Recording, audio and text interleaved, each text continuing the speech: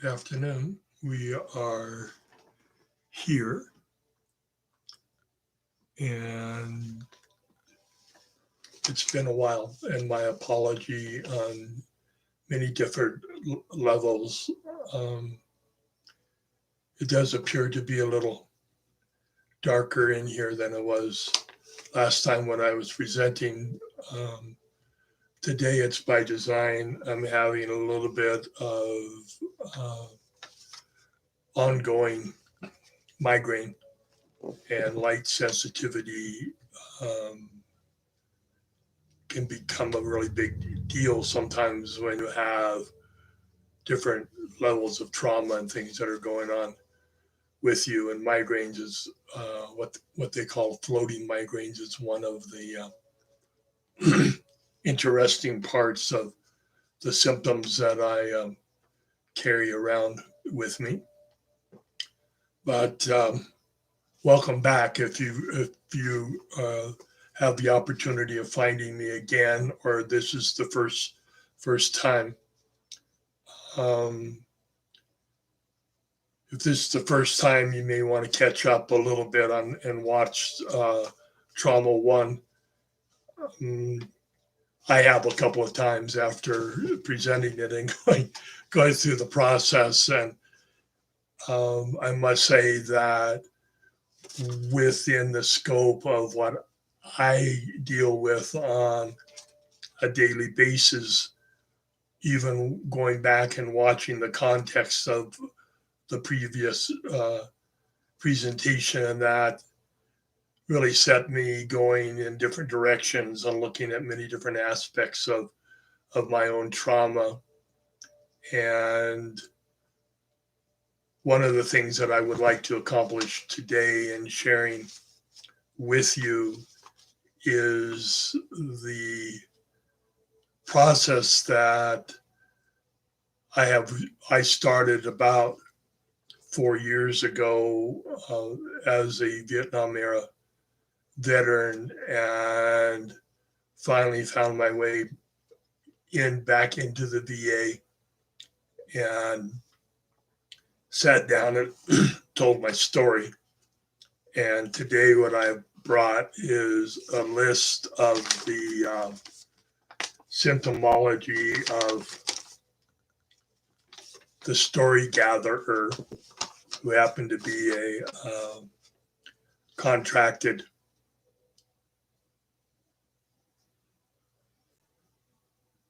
psychologist for the VA. But it took a many years to learn my story, and many hardships and many challenges and many mistakes and many ups and many downs. And probably the biggest thing of all here for me was this incredible state of denial when I returned back from overseas in 1970. And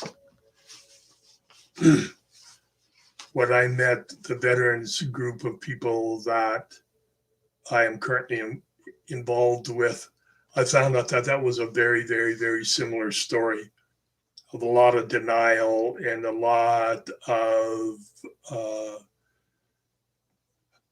putting aside feelings and emotions and such, um, which is not uncommon.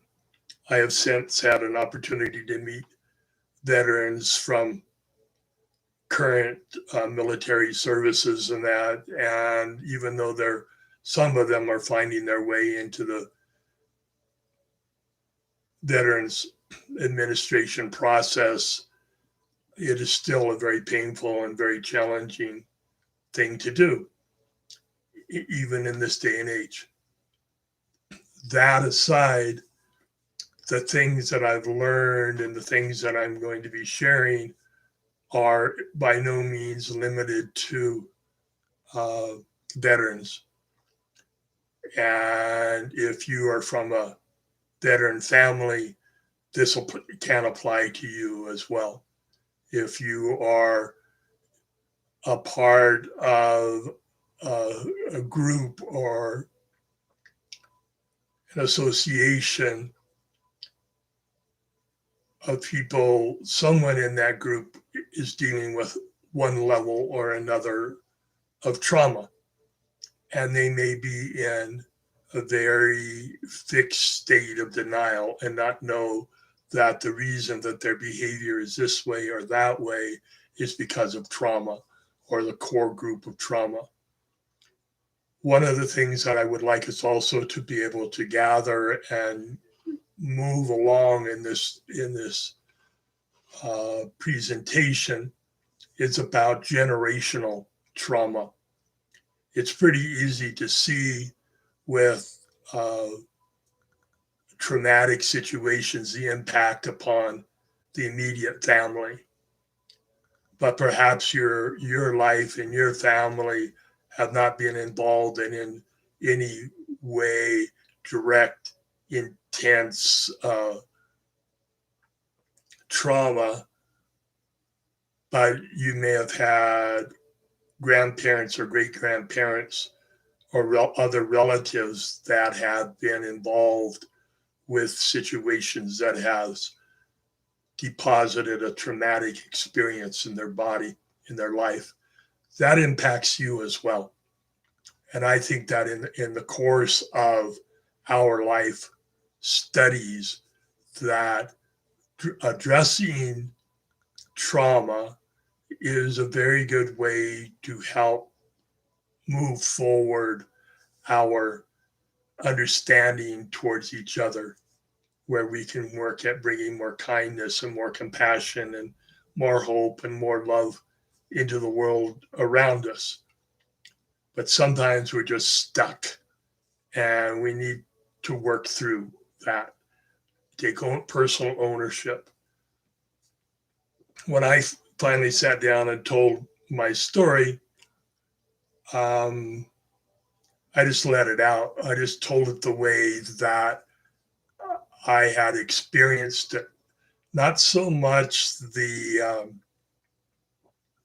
dialogue of the drama itself, that I was here, this happened, and I was there, and that happened. Excuse me.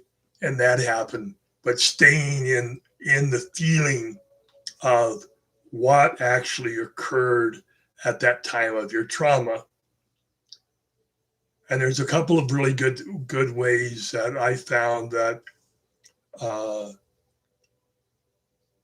VA helped put this in kind of a category, which is one, who were you before the trauma?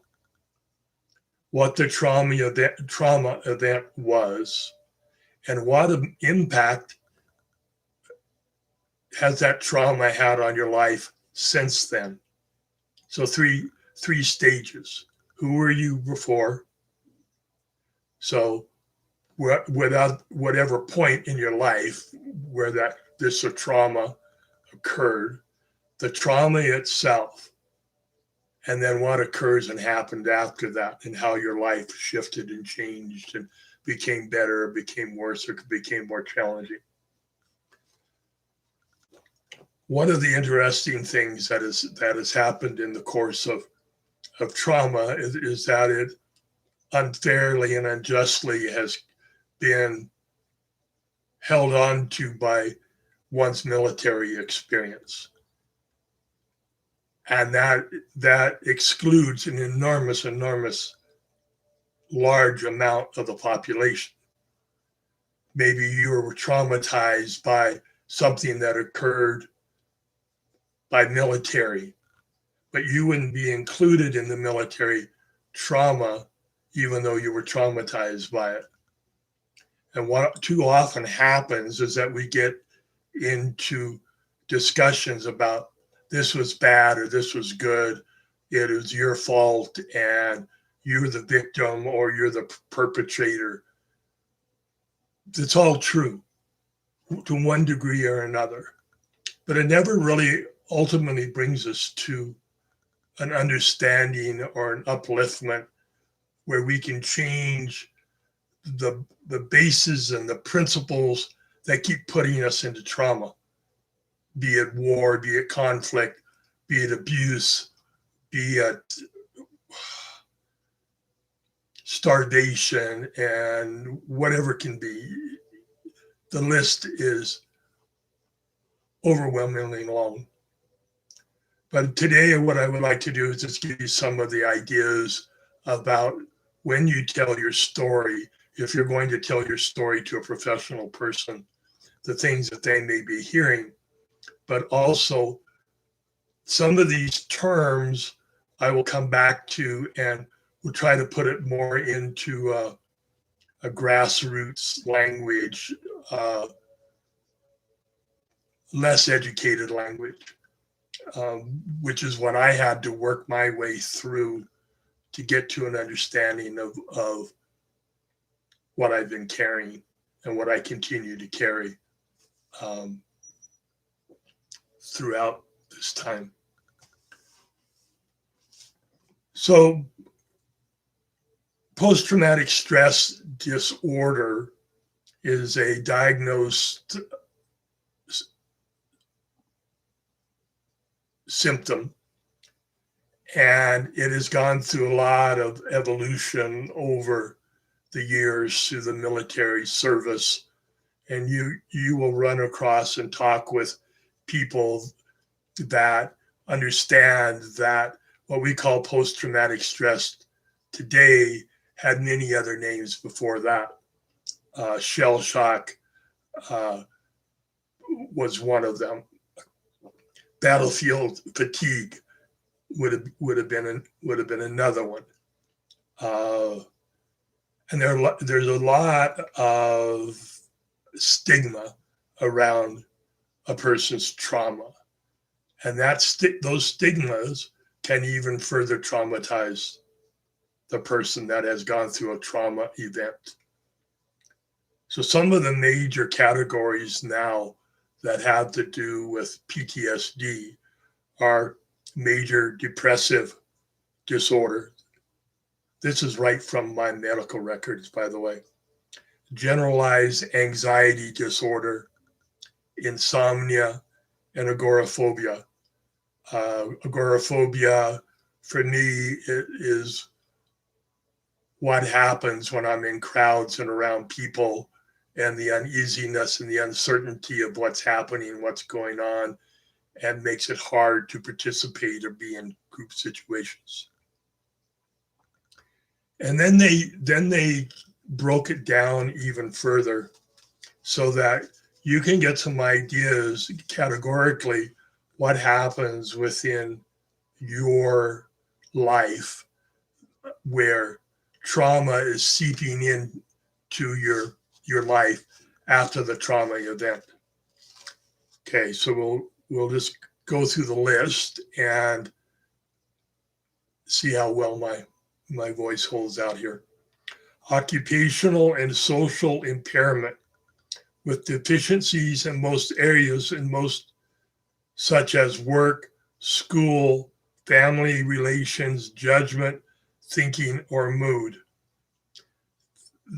This one is a very, very, very active part of my life, and also with many of the veterans that I've known. And then it has become easier to understand that a lot of non-military people are at times will be having difficulty in adjusting to the social workplace or the public workplace or the social events that one would normally want to go to and participate in. So it's not just limited to military. And this can occur at work, at your schooling, family relations. I know a lot of people that are constantly dealing with family relations in a way that sounds similar to a military person that is dealing with a trauma event. Now, if your family situations have trauma events in them, such as divorce, such as mental or emotional abuse or physical abuse, sexual abuse, your very family structure can become a trauma event. Some of the going further, all of this can end up in a depressed mood, which in a sense means that you can always be feeling like you're a little bit behind, like it takes you a little bit longer to make the next step in your life. Making the good changes, it makes it harder to get out of the situations that you're currently stuck in because of your depressed mood. Suicidal ideation is a very real part of the thought process, my thought process, when the trauma event can fracture your mental process. So it's not like I'm having a singular thought process and I can stay to that thought process. In the talking and the sharing, what's also going on within my thought process are several other mental streams of thoughts. So it takes a lot of concentration. When we realize that we're fragmented and we don't quite realize how to put that all back together, suicidal thoughts are a part of what one really, really, really, really wants to become aware of. It's not about it's not necessarily that I have the thought of suicide, I'm going to carry it out. It is the thought that I sometimes can't accomplish things, and what's the purpose of going forward. And it's just a flick. It's just a thought. It's not a stuck point. It's just an ideation. There's no plans. There's no idea, no goal in mind. It's just there. It's just in it. And if you've in your trauma event, if it had to do with a close to death experience, anytime you recall that trauma event, you're in a state of ideation with it. And you're reliving it, even though the event occurred in the past. In that moment, through the memory, you're living in a state of ideation. You're associating with a thought that occurred within that experience. And all of these things, if you have any of these things or a bunch of these things, it's really a good idea to get with someone and connect with someone and talk to someone and start gaining some clarity about where you're at in relationship to your trauma event. And especially if your trauma event is ongoing and recurring over and over and over again, you really, really, really want to reach out. Don't wait 30 or 40 years like I did, or a lot of military veterans have. Spatial disorientation. Spatial disorientation is a thing that occurs for me when I am caught in an emotional reaction.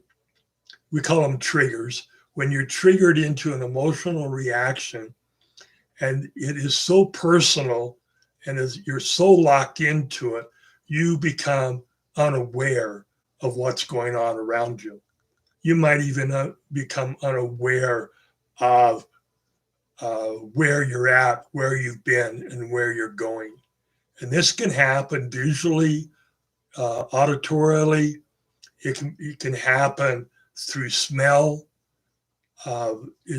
Spatial disorientation is really, really, really seems for me to be anchored in my senses. In my senses. And this can lead to impaired judgment because you're in an altered space and you're trying to make decisions and choices based upon how you've been triggered. Things that were familiar to you, people that are familiar to you that are around you, are no longer a part of your most active uh, mechanism of socializing or connecting with people. Uh, I had a very interesting experience once into the Denver, driving into the Denver International Airport. And because part of my trauma has to do around with jet engines, jet fuel, uh, and those kinds of noises and sounds around uh, airplanes. As I was driving into the airport, I smelled these really strong jet fuels and diesel fuels. And I knew that I had smelled it, but I really didn't put it all together right in that moment. But by the time I got to the terminal, I couldn't figure out how to get into the parking garage. And it took a couple of times around the parking garage to figure out how to get into the garage. Once I got into the garage, I sat in the car for a while, calmed myself down, I thought, and got out of the car and went walking into the airport. And when I got into the airport around a lot of people, I had a major event. And the only way that I could deal with that event, the way that I dealt with that event, was to just sit down right in the concourse, right in the middle of the busy terminal, and just I sobbed, I wept. There were a lot of feelings of emotions and being disoriented and not sure what my surroundings were. So that's kind of an expanded idea of what spatial disorientation can do for you. It passed. They usually will pass. I had a companion with me that sat with me right there in the middle of this airport. Later on, I realized there had been a lot of people walking by in all different directions. But when I was in that state, I was completely aware of anything other than the event that I was going through. And then the funny context of it was, after my friend got on the airplane and took off, and I started heading back to the parking garage, I had no idea where my car was. It took me about an hour. It took me about an hour to find it. And it wasn't a very comfortable part of the experience either. But if you notice that you have these kind of things that occur or happen, it's really a good idea to get someone to talk with. So my impaired judgment about that was that I didn't take note of where my car was, so that I could find my car when I came back. Mild memory loss can be a part of trauma. And I think that it has to do with that there's a large portion of my memory that was holding on to the event or avoiding the event. Yeah, it can go both ways. Impaired impulse control. Impaired impulse control again goes back to the spatial disorientation and what happens to your judgment. And if you're in denial of what occurred within that trauma and the effect upon your physical body, that impaired impulse control can stay with you for a long time. One of the common impulse control issues for many people with trauma, when they first start talking about the trauma, they talk all around the trauma and about the trauma and the drama around the trauma, but we are not yet connecting to the feeling of the trauma event. And we'll see as this goes along how important it is to get into the feelings of the matter and reconnect our nervous system back to feelings, because in some trauma events, it can literally blow your nervous system from one experience, the trauma, completely into another kind of experience.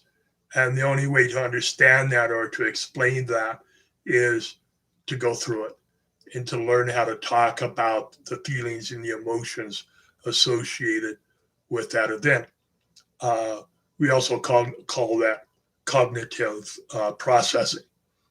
That it's not just a mental imagery that's going on, but there are feelings and emotions that have to do with that event. One of the impaired impulse controls that I have seen in my own life, in the life of others around me, is that we just fly off. We get angry about nothing that we have any control over. You're driving down the road and somebody cuts you off. It's not that you're upset because your life was threatened. You literally go into a very active call it road rage. You go into your own road rage. You go into your own reaction. You go into this whole thing that, yeah, my life was threatened and therefore I have to take aggressive action. And I'm only going to do a couple of more on this. I'm feel my body getting tired, and I want to take care of myself and also give you an opportunity to break this down. I have a whole nother side of the page to go through. Chronic sleep impairment. Man, oh man, oh man. There are countless people that have never had any kind of military experience that have chronic sleep problems. Why else do we drink at night before to go to bed? We overeat at night to go to bed. We take our sleeping medicine to go to bed. We're dealing with sleep impairment all the time in our society. And if you add to that a major trauma event, then that can greatly exaggerate that difficulty, not only in going to sleep, but staying asleep. And if you're in a relationship with someone that is going through sleep disorders, it impacts you as well. The last one we'll talk about in this session, inability to establish and maintain effective relationships.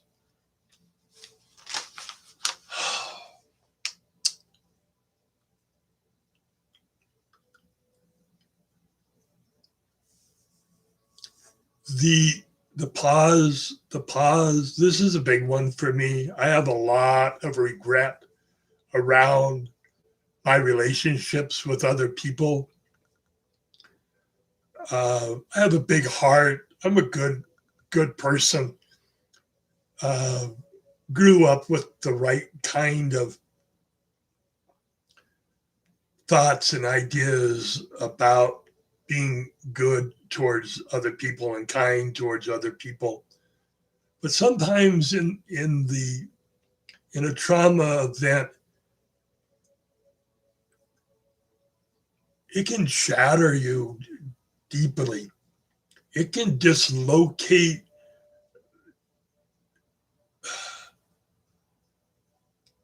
I feel as if my internal navigation system around my relationships with people has been completely rewired, organized, disorganized, in such a way that what happens in my body is that when I start getting close to someone or a situation, there is an active dissociation from that at the same time. I know I'm going to lose you. I know I'm going to hurt you. I know I'm going to confuse you. Why start a relationship when you know it's going to end up blah, blah, blah in such a way? I have a lot of anger and frustration about that.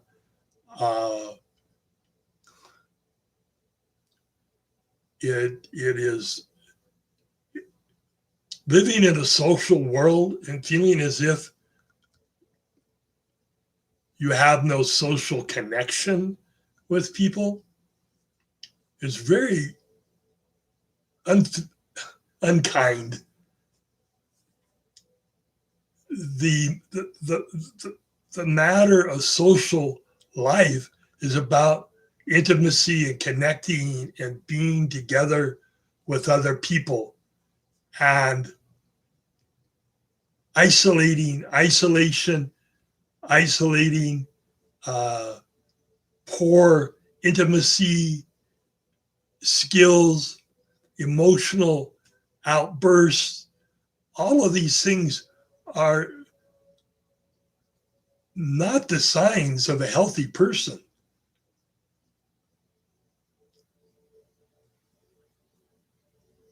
And not putting a stigma on that, owning it myself.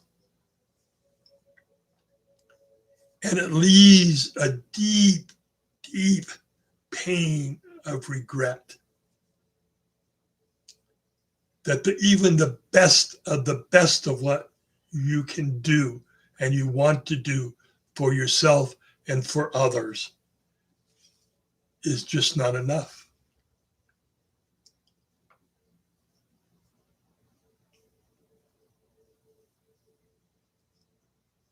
It leaves me with this thought. I apologize. I'm working beyond the sorrow of the hurt and the pain that has been left in the wake of this trauma event, these trauma events.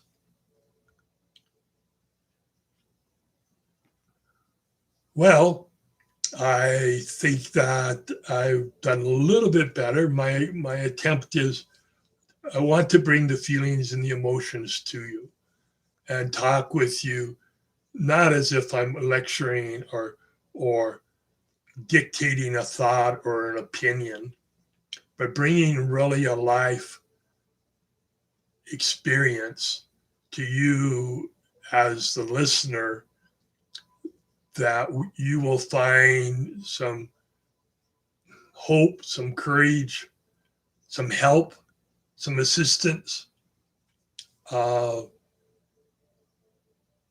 you're dealing with trauma events, if you're a care provider, you're dealing with trauma all the time, and that's triggering your own resolved or unresolved trauma in your life. And hopefully it won't be a month between now and the next time I get back together with you. And until then, take care of yourself, be in peace, surround yourself, golden light, and bless you. Thank you.